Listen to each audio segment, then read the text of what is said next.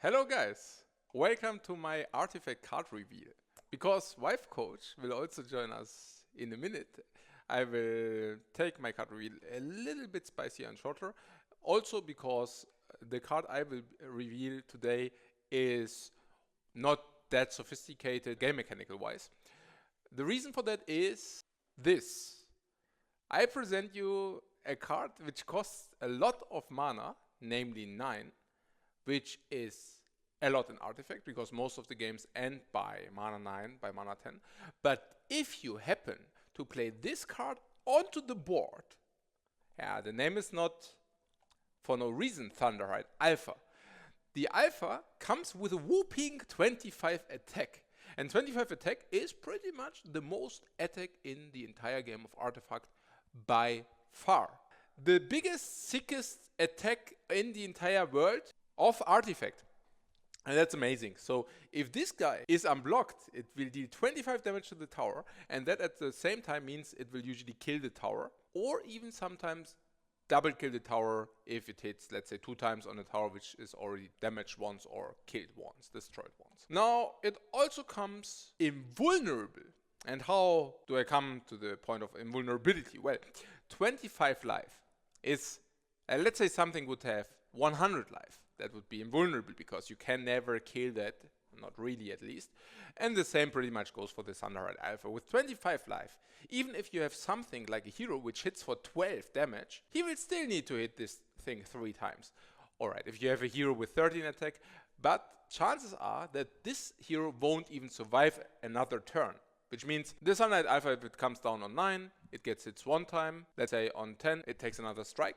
And at 11, it takes another one. It's probably still not dead, which basically classifies this as invulnerable. So where's the catch? Well, the catch is that this thing just costs 9 mana, and if you play anything between the Thunderhide Alpha and its final destination, and the final destination is the tower, usually, or very big heroes, but usually the tower, then this dude will unfortunately only kill the melee creep or the creep. So what does that mean? It means that if you want to play this thing, you also need to somewhat make sure that you can also kill or disrupt minions which might spawn or which your opponent plays in between him and the tower. Unfortunately, green is not such a color, right? I mean, green lives from creeps, reinforcing these creeps, synergizing or synergies between these minions and your heroes. So green doesn't really have abilities to disrupt or kill enemy minions, which means if you want to do such a thing, you would need to combine the color green with another color which does that. Usually black might be a good color for that. But it's definitely good for the memes. And it's not rubbish or something. I mean, it's definitely not top tier, but it's definitely fun to play, specifically if the decks are not that elaborated yet or not that refined yet. It might very well be that games prolong longer, right? I mean, the more refined the decks are, the sooner games will end. I think if the decks are refined, games end by mana 9 already, which means you play him and this very turn the game also ends. But if decks are not very refined, probably games prolong until mana 11 or mana 12, and that is where the Thunderhide Alpha obviously shines a lot. The artwork is awesome. The artwork is so amazing because Vance Kovacs illustrated and created the artwork. And so shoutouts to him. You can thank him for being able to have these amazing illustrations. And he also has a site. I mean, he does Carbon Canyon Studios with one guy. So if you're interested in more artwork from him, you can just check out his site. Yeah, that's awesome. Okay, so thank you very much for watching my part of the card reveal. And now we will have Wifecoach, and she will reveal a very sophisticated card which has very nice, beautiful game mechanic. So I will give you over to Wifecoach. Have a nice day. Hi guys, my name is Wifecoach and I have the honor today to reveal a new artifact card. It's my first card reveal of my life, so I hope it's not only me enjoying it, but also you, and that I do what is expected of a card reveal.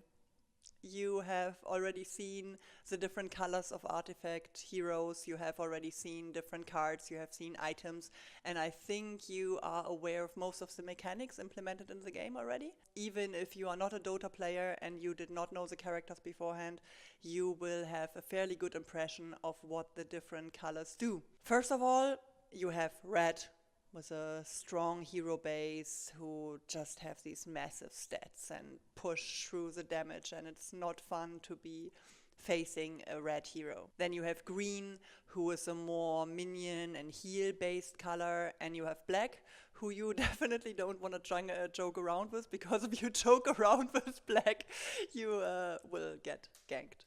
However, the color I'm gonna talk more about today is blue, because the card I get to present is a blue one.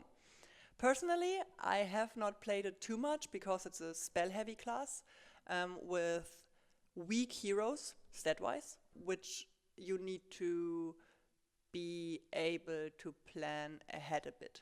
I think the heroes you already know is Crystal Maiden, Luna and Zeus, and it's a spell-heavy color.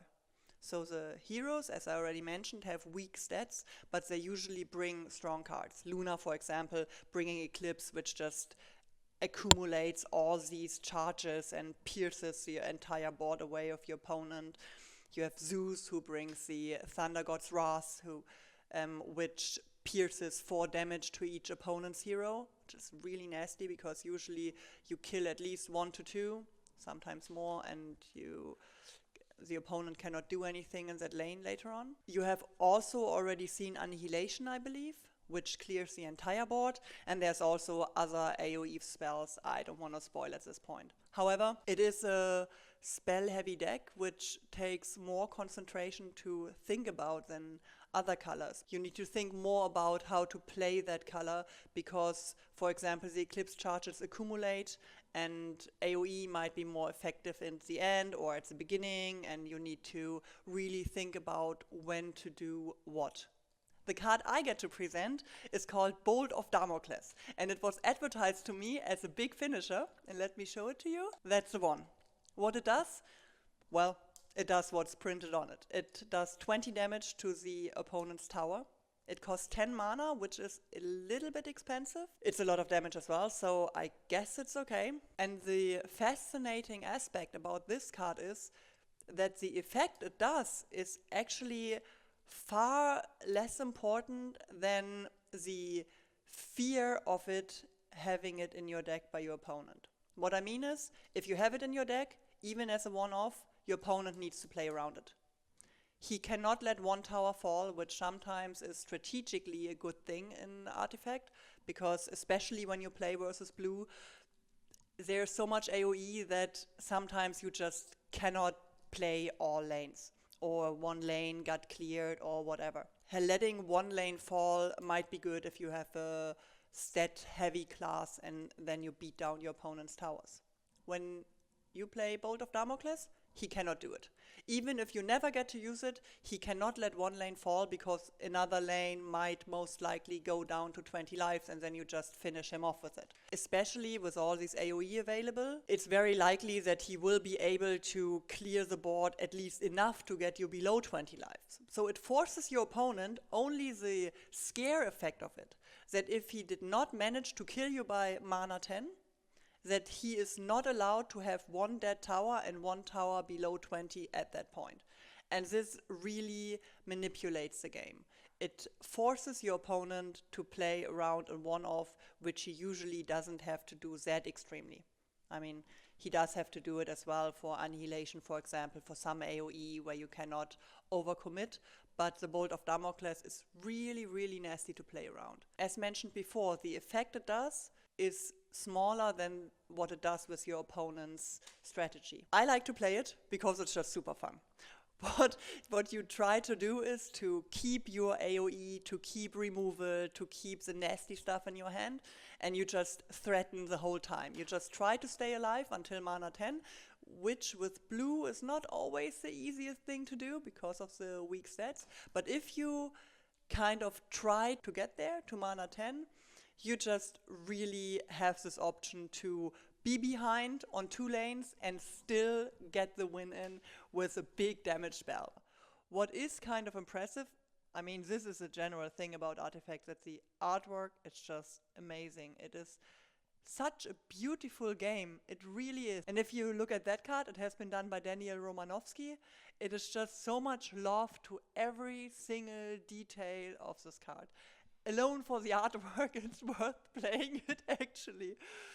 However, it is a bit expensive as mentioned before. 10 mana with blue, if you are ahead, it's a win more card. And if you are behind, you might already be dead at that point. But if you are not dead and you are not ahead and you get to 10 mana, it's a really nice card to play as well and not only threatening it. I hope you enjoyed the card reveal and I hope to see you at the tables. Bye!